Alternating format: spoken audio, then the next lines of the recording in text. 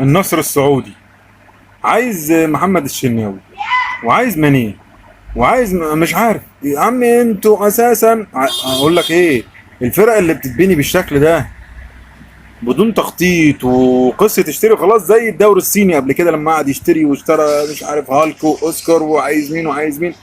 فين الدوري الصيني دلوقتي؟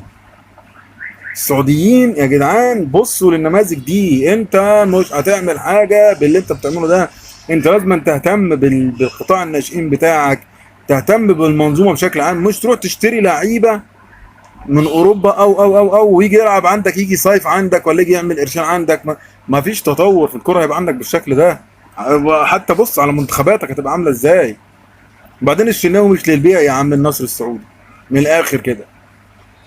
ايه ده يا جدعان؟ في ايه يا جدعان؟ هي كل حاجه بالفلوس، كل حاجه بالفلوس. ده ناقص تقول لي شبرا بتاعتكم.